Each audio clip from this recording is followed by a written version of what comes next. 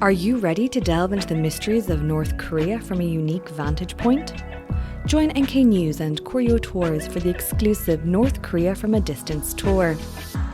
This isn't just another tour, it's a journey through the pivotal inter-Korean sites, guided by leading experts in DPRK affairs. With North Korea's borders closed for over 4 years, our carefully crafted itinerary offers you a rare glimpse into the region's complex dynamics. Experience an array of border location tours, engage in enlightening briefings, and participate in Q&A sessions that promise deep insights into the realities of North Korea. Plus, seize the chance to cultivate valuable connections within the vibrant North Korea watching community. Whether you're a scholar, a journalist, or simply a curious soul, the North Korea from a Distance tour is your gateway to understanding one of the most enigmatic countries on the globe. Spaces are limited for this unique educational journey. Don't miss your chance to be part of this exceptional experience. Visit NK News or contact Koryo Tours to reserve your spot today.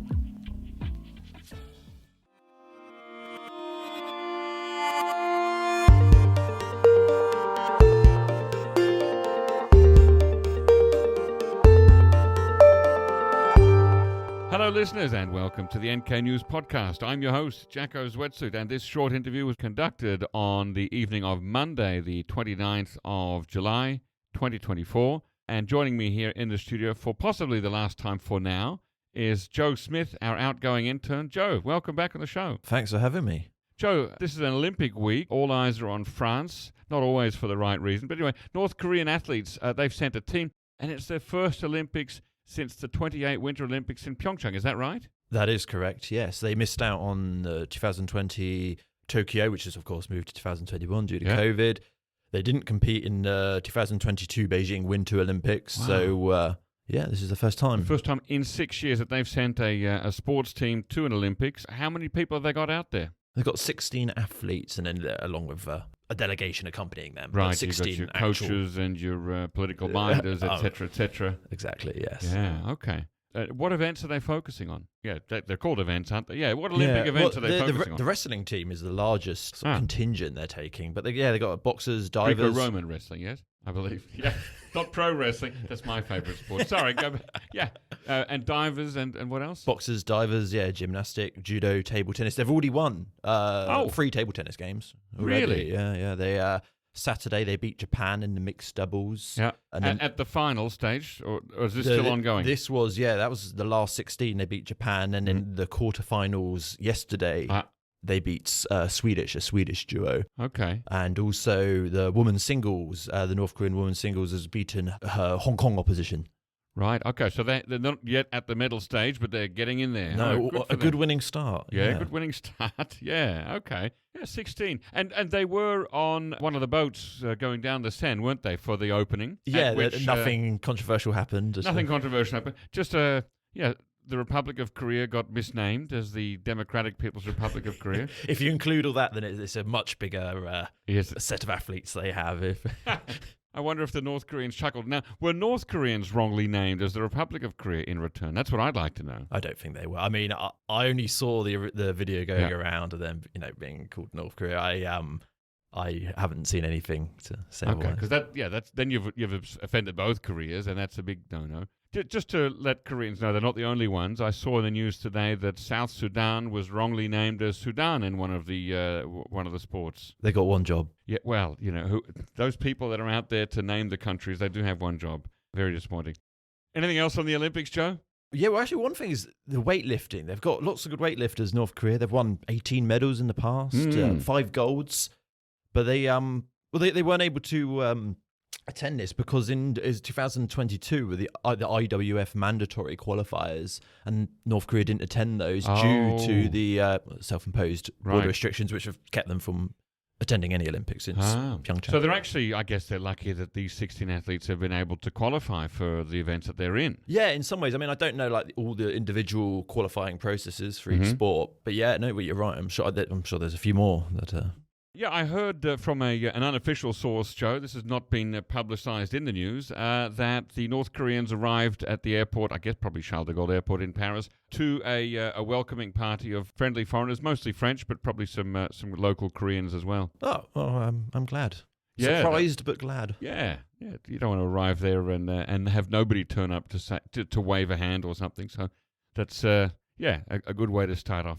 Before we move on as well, actually, on the Olympics, it's worth checking out Shreyas. He did a great piece on the Cyber Olympics and the potential for North Korea to conduct cyber operations there.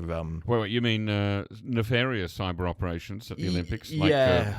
They're known for their sort of phishing and ransomware, and they may try to disrupt the Olympics or steal data. No suggestion that they're behind the train sabotage yet, is there? I haven't heard anything, but it wouldn't surprise me. No, I'm joking. No. That's a joke. Scratch that from the record. That's not true. Okay. All right, moving on to the next story then, Joe. And I've momentarily forgotten what it was, so you're going to have to remind me. U.S. bounty on the... Oh, yeah, that's right. The U.S., I guess the Department of Justice or the FBI or both, put out a bounty on a prominent North Korean hacker, and we've got a story about that on the NK News website this week. Tell us, Joe, more about this hacker. Why is he so desperately sought, and how much money can I gain if I do find him? I'll start with the first question. Okay. $10 million US dollars for I info. could do with that. Yeah, leading to his identification or location. If you know Jacco, then and don't tell the podcast listeners, tell the FBI. Right. And he's wanted for he's wanted because he's believed to have infiltrated US defense contractors, US Air Force bases, NASA, US healthcare providers. So it's quite serious stuff, and he's accused of infecting them with ransomware. That's what's being levied at him. Now, is he supposed to be the leader of some kind of a group, like the leader of Lazarus or WannaCry or something like that? It makes it sound like that, the FBI's notice. Mm-hmm. It does say about, where is it, like him and his co-conspirators it mentions in there. And it kind of makes it sound like he's the leader. He's the one named. He's the one with a face. Right. Yeah, there is actually a photograph, it's almost a wanted photograph from the old style, isn't it? There is a photograph of the man. I wonder where they got that photograph from. Good question. Yeah. We'll leave that one hanging there like a pregnant pause. Okay. Any more info on that one? So if you do know the man, what's his name? His name is Rim Jong-hyuk. Rim Jong-hyuk? Or it could be Jung. Yeah, Rim Jong-hyuk. Okay, so if you see Rim Jong-hyuk, if you know where he is, do tell the FBI or let me know and I'll do it. And I promise I'll split the $10 million with whoever sends the info. Okay. Now, Joe, a poignant moment. You're finishing your internship here. This is true. It's been a full year, hasn't it? Yeah, I originally signed up for 6 months and very lucky to sign an extension for another. Now, you made quite a jump to come into journalism because I think you're originally from a different industry, aren't you? I did used to work as a full-time musician at one point, in the UK. Well, before I came here, in fact. Weddings and toured with various acts. Excellent. Okay. And how have you found it working here? Yeah, it's great. I mean... In a good positive way, I think I was thrown in the deep end, sort of straight away writing articles, contacting experts and things. But I like to think that I sort of thrived in that situation, and I got to write some very interesting articles and work with a great team as well. Most importantly, before I ask about specific articles, is there a type of article that you like, or a type of research, sort of investigative work that you like? That's a difficult one. That is a difficult one because I feel like every time I've tried to do a long analysis piece, it always gets cut in half because I always end up writing 4,000 words and then Brian or Alana, our trusty editors, are like, it's too long and there's too much information. Yeah. However, I've always been fond of the ones where I spot something like Kim Jong Un wearing Gucci glasses, for example, when I wrote that article, and they always get really popular. And I think there is something, especially when I beginning as a journalist, so to speak. There's something rewarding about seeing the views rack up on a particular post, and if you're the first one to report on that as well, and it gets shared and gets rewritten by sort of Yonhap and all the Korea Times, Korea Herald, they all sort of copy it and then credit NK News as well, so that's also quite rewarding. Now, favourite story? Would it be Alan Titchmarsh's jeans? Perfect example, the Alan Titchmarsh's jeans. That went big in the Daily Mail after it went big on NK News. Yeah, crazy one. But yeah, that's a somewhat rewarding one, I think, just because just because of the traction they got. The Kim Jong Un glasses one I really like. I did a really fun one on the analysis when they had the new North Korean song praising Kim Jong Un. I actually forget the name of it. Was it Friendly Father? Friendly Father. I think it was called. Yeah, They did a fun analysis piece on that, and talking to this whole sort of range of different experts and TikTokers who were dancing to the video online. So that was just a really interesting, something completely different. And Brian asked me to do it, and at the time I thought like, oh god, I'm not too sure about this one, but it ended up being a really fun and rewarding piece, and turned out well, I think. And some of the ones I worked on with Chad as well, where we used some diplomatic sources, and we managed to work out that they'd sent teams back to North Korea. Some of these Western countries, had sent teams back to North Korea to inspection teams to start sort of opening up their embassies and things.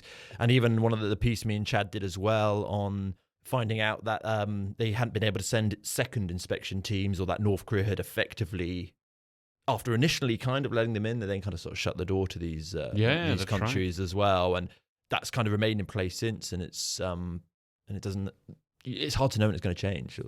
Yeah, it's certainly, we are in an interesting time. It's what a time to leave. What are you going to do next, Joe?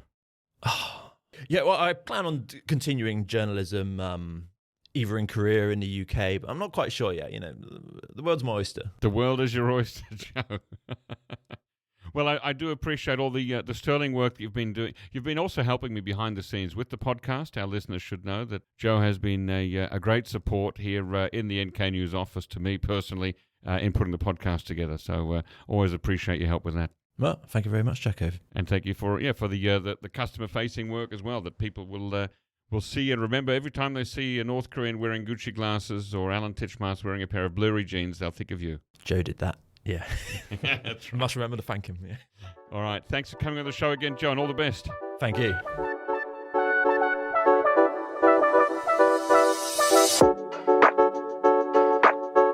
Dive deep into the heart of South Korea's most pressing stories with the weekly Korea Pro podcast.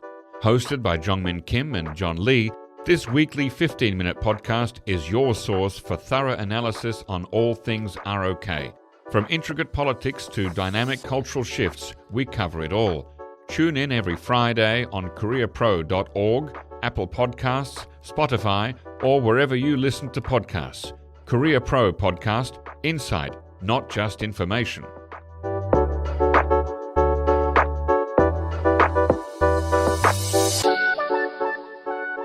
Ladies and gentlemen, that brings us to the end of our podcast episode for today. Our thanks go to Brian Betts and Alana Hill for facilitating this episode, and to our post-recording producer genius Gabby Magnuson, who cuts out all the extraneous noises, awkward silences, bodily functions, and fixes the audio levels. Thank you, and listen again next time.